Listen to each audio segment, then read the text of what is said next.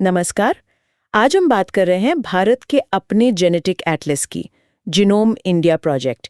ये वो पहल है जिसमें 10,000 से ज़्यादा भारतीयों के जीनोम को सीक्वेंस करके एक आर्काइव बनाया गया है। बिल्कुल। और ये अपने आप में एक बहुत बड़ी उपलब्धि है।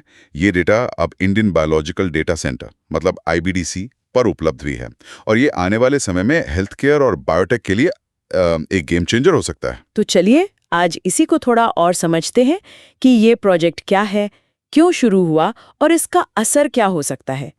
तो शुरुआत करें कि ये प्रोजेक्ट आखिर है क्या, कहाँ से आया? हाँ, तो इसे डिपार्टमेंट ऑफ बायोटेक्नोलॉजी यानी डीबीटी ने जनवरी 2020 में लॉन्च किया था।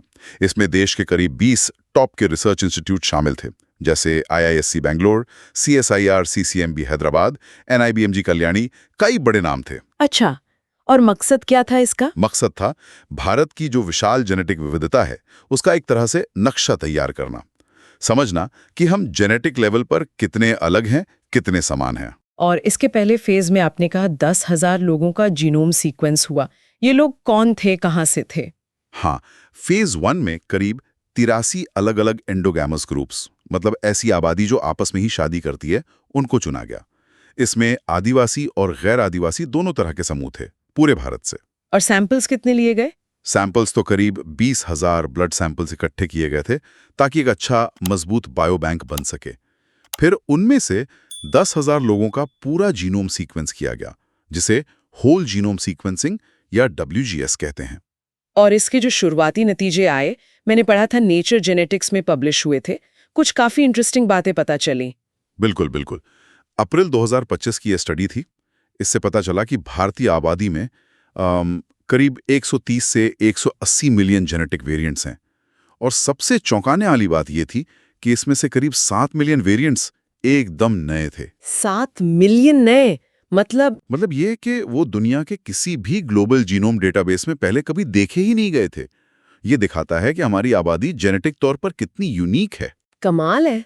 अच्छा, ये जो होल जीनोम सीक्वेंसिंग है, या ये तकनीक काम कैसे करती है? मतलब इतने सारे डीएनए को पढ़ना, ये होता कैसे है? आसान शब्दों में कहूं तो WGS आपके डीएनए में मौजूद लगभग 3 अरब अक्षर जो होते हैं ना ATCG, उनके पूरे क्रम को पढ़ लेता है। और ये काम आजकल की जो एडवांस्ड तकनीकें हैं जैसे नेक्स्ट जनरेशन सीक्वेंसिंग या NGS, उनसे काफ़ी तेज़ी से और सटीक तरीके से हो जाता है। ठीक है, तो ये अरबों अक्षर पढ़ लिए। फिर इस विशाल डेटा का क्या करते हैं? मतलब इसे समझने लायक कैसे बनाते हैं? हाँ, ये अच्छा सवाल है। देखिए, डीएनए सीक्वेंसिंग के बाद ये डेटा डिजिटल फाइल्स में आता है, जैसे फास्ट क्यू फाइल्स। फिर इसे खास तरह के कंप्यूटर प्रोग्राम्स, जिन्हें हम बायो इन्फॉर्मेटिक्स पाइपलाइंस कहते हैं, उनसे प्रोसेस किया जाता है। ओके। ये प्रोग्राम्स क्या करते हैं कि वो डीएनए सीक्वेंस में छोटे-छोटे अंतर ढूंढते हैं। जैसे कहीं एक अक्षर अलग है, सिंगल न्यूक्लियोटाइड वेरिएशन या SNV, या कहीं कुछ अक्षर जुड़े या हटे हुए हैं, इंसर्शन डिलीशन या आइंडल। इन्हीं अंतरों से पता चलता है कि हम एक दूसरे से अलग क्यों हैं या किसी बीमारी का खतरा किसे ज्यादा है। समझ गए। लेकिन ये तो बहुत ही पर्सनल जानकारी हुई, जेनेटिक डेटा। तो इसकी सुरक्षा, इसकी प्राइवेसी, उसका क्या इंतजाम है? हाँ, ये पहलू बहुत ही महत्वपूर्ण था। सारा data Indian biological data centre यानी IBDC के एक बेहद सुरक्षित डिजिटल वॉल्ट में रखा गया है, पूरी तरह एन्क्रिप्टेड है। और सबसे जरूरी, ये डेटा एनोनिमाइज्ड है, मतलब डबल ब्लाइंडेड तरीके से इससे किसी व्यक्ति की पहचान नहीं जोड़ी जा सकती। मतलब पहचान पूरी तरह गुप्त है? जी हाँ। और डेटा कौन एक्सेस कर सकता है, इसके लिए भी बहुत कड़े नियम हैं। बायोटेक प्राइड गाइडलाइंस और फीड प्रोटोकॉल्स के तहत ही एक्सेस मिलता है। दुनिया भर की रिसर्चर एग्रीगेट डेटा मतलब सामूहिक जानकारी तो देख सकते हैं, लेकिन किसी एक व्यक्ति की फाइल देखने के लिए बहुत सख्त अप्रूवल प्रोसेस है। ठीक है, ये सुरक्षा जरूरी भी है। अब आते हैं मुद्दे पर, इस सब का फायदा क्या है? इस जीनोम एटलस से हमें क्या मिलेगा? फायदे बहुत हैं और कई फील्ड्स में हैं। सबसे बड़ा तो है प्रिसीजन मेडिसिन का रास्ता खुलना, मतलब हर व्यक्ति के जेनेटिक मेकअप के हिसाब से उसका इलाज तय करना। जैसे जेनेटिक बीमारियों का पहले से पता लगाना आसान हो जाएगा। दवाएं ज्यादा असरदार बनेंगी क्योंकि हमें पता होगा कि कौन सी दवा किस जेनेटिक प्रोफाइल वाले पर कैसे काम करेगी। इसे फार्माकोजेनोमिक्स कहते हैं। फिर जनसंख्या के हिसाब से डायग्नोस्टिक चिप्स बन सकती हैं। खेती में भी इसका उपयोग हो सकता है। क्या कोई ठोस उदाहरण है जो अभी हो रहा हो या प्लान हो रहा हो? बिल्कुल। जैसे इस डेटा से आदिवासी समुदायों में सिकल सेल एनीमिया जैसी बीमारियों के लिए रिस्क प्रिडिक्शन मॉडल बनाने में मदद मिल सकती है। भविष्य में डॉक्टर आपकी जेनेटिक प्रोफाइल देखकर बता पाएंगे कि आपको कौन सी दवा सूट करेगी, किसका साइड इफेक्ट कम होगा। प्रधानमंत्री जी ने भी इसे भारत की बायो इकोनॉमी के लिए एक मील का पत्थर बताया है। सुनने में तो ये सब बहुत अच्छा लग रहा है, लेकिन मुझे लगता है कुछ चुनौतियां भी होंगी इस राह में, कुछ चिंताएं। हाँ बिल्कुल हैं।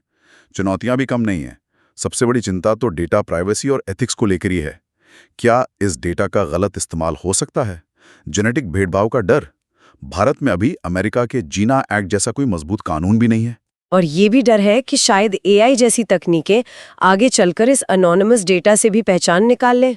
हाँ, ये एक वैलिड कंसर्न है जिस पर लगातार काम करना होगा। फिर तकनीकी और लागत की बाधाएं भी हैं। अभी 10,000 जीनोम हुए हैं, अगला टारगेट तो शायद 10 लाख या उससे भी ज्यादा का होगा। उसके लिए बहुत बड़े बजट की जरूरत पड़ेगी।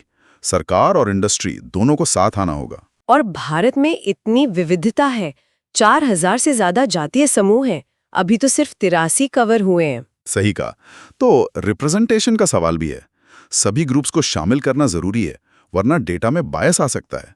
और फिर हमें ज्यादा ट्रेंड बायो इन्फॉर्मेटिक्स एक्सपर्ट्स चाहिए, सुरक्षित क्लाउड स्टोरेज चाहिए, लोगों की सहमति लेने के लिए बेहतर फ्रेमवर्क चाहिए। काम अभी बहुत है। तो संक्षेप में कहें तो जीनोम इंडिया प्रोजेक्ट ने भारत की जेनेटिक पहचान का एक डिजिटल नक्शा बनाना शुरू कर दिया है। एक तरह का यूनिक रेफरेंस जीनोम जो हमारे पब्लिक हेल्थ, बायोटेक और शायद पॉलिसी को भी बदल सकता है। बिल्कुल। ये सिर्फ एक साइंटिफिक डेटा सेट नहीं है, ये हमारी जेनेटिक विरासत का आईना है। और भविष्य की दवाएं और डायग्नोस्टिक्स बनाने की चाबी भी इसी में छुपी हो सकती है। और ये हमें इस सवाल पर छोड़ जाता है कि जैसे जैसे हम अपने जेनेटिक कोड के राज खोल रहे हैं, क्या ये भविष्य में स्वास्थ्य सेवाओं में बराबरी लाएगा या अनजाने में ही सही समाज में कुछ नए तरह के विभाजन पैदा कर देगा? सोचने वाली बात है।